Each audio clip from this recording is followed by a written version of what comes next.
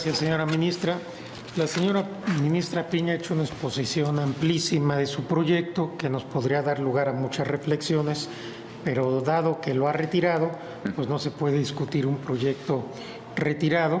Le agradecemos mucho la orientación, aunque entiendo que esto no se va a contener en el nuevo proyecto, de tal suerte que al haber retirado la ministra ponente el asunto, ya no habría materia para discutir o reflexionar o replicar sobre lo que se dice en esta propuesta, porque ya no está a consideración del Pleno y además no será esta la que en su caso esta Suprema Corte analizará, discutirá y votará.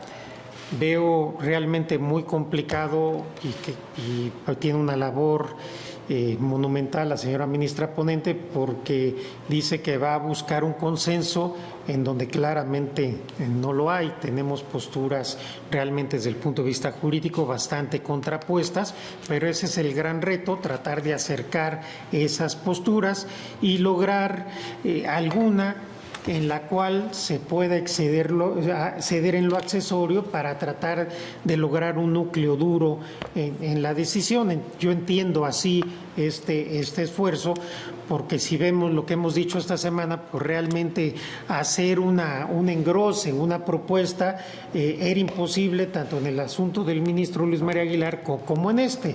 El esfuerzo es precisamente tratar de acercar y generar una posición de corte. Yo en eso reconozco lo plausible de buscar esta alternativa, porque nos hubiéramos enfrascado en una discusión que ya tuvimos, simplemente la íbamos a reeditar, y creo que lo importante es avanzar. Queda retirado este asunto también y voy a proceder a levantar la sesión. Convoco a las señoras y señores ministros a nuestra próxima sesión pública ordinaria, que tendrá verificativo el lunes a la hora de costumbre. Se levanta la sesión.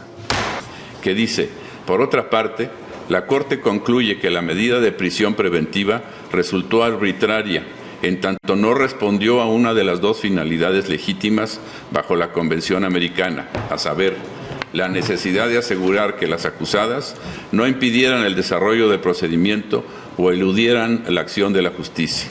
Y dos, no conllevaron revisiones periódicas respecto de la necesidad de mantener dichas medidas.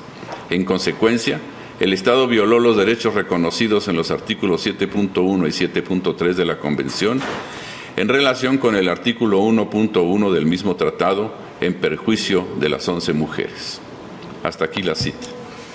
También he escuchado diversos comentarios en torno a que esta propuesta permitiría que las personas que actualmente están en prisión preventiva oficiosa tendrían la libertad en automático y se convertirían en un peligro para la sociedad. Respetuosamente, esta idea es equivocada, ni consecuente con la propuesta. En mi propuesta, que sometí a su consideración, únicamente propuse una interpretación constitucional para proteger los derechos de las personas, sobre todo de las más pobres y vulnerables, que la mayoría de las veces no tienen acceso a una defensa adecuada. Insisto y reitero, como ya lo hice desde mi primera intervención, que de ninguna forma y bajo ninguna consideración la interpretación constitucional que propuse significaría la desaparición de la prisión preventiva ni la liberación inmediata de las personas que actualmente están en prisión preventiva oficiosa. Tampoco el proyecto afirma o propone que serán simplemente los operadores los que decidirán en cada caso. Lo que se propuso fue activar el mecanismo de revisión de medidas cautelares previsto expresamente en el Código Nacional de Procedimientos Penales, en su artículo 161 y siguientes, de modo que de ninguna manera se generaría un escenario de incertidumbre y que en todo caso habría de ser todavía analizado y definido por este Tribunal Pleno en los efectos de la resolución. Insisto en que esta es una buena oportunidad para pronunciarnos por la más amplia protección de los derechos humanos de las personas. Como bien lo dijeron varios de los ministros, entre ellos el ministro presidente Saldívar, la ministra Piña Hernández y el ministro Gutiérrez Ortiz Mena, la prisión preventiva oficiosa castiga a las personas más vulnerables de México. De acuerdo con los datos estadísticos oficiales de la Secretaría de Seguridad, y los aportados generosamente por las organizaciones de la sociedad civil en sus amicus curiae, que no solo son bienvenidos, sino fundamentales en estas discusiones, el 65% de las personas en prisión preventiva no cuentan con estudios superiores a los de secundaria, y más del 50% de las personas privadas de su libertad son menores de 35 años. En su conjunto, estos datos estadísticos nos dejan ver una cruel realidad. Más de la mitad de las personas que se encuentran detenidas en prisión preventiva son jóvenes con estudios incompletos. Considero que esta lamentable situación se agravaría al condenar en forma anticipada a estos jóvenes, impidiéndoles seguir con sus estudios, con su trabajo y hasta destruyendo familias enteras, en un objetivo incierto llamado seguridad a costa de derechos fundamentales como es la presunción de inocencia. No me toca por ahora cualificar cuál es la política en materia de seguridad ideal o cuál es el mecanismo que se debe preferir para el combate a la delincuencia. Eso rebasa con mucho los fines de este proyecto.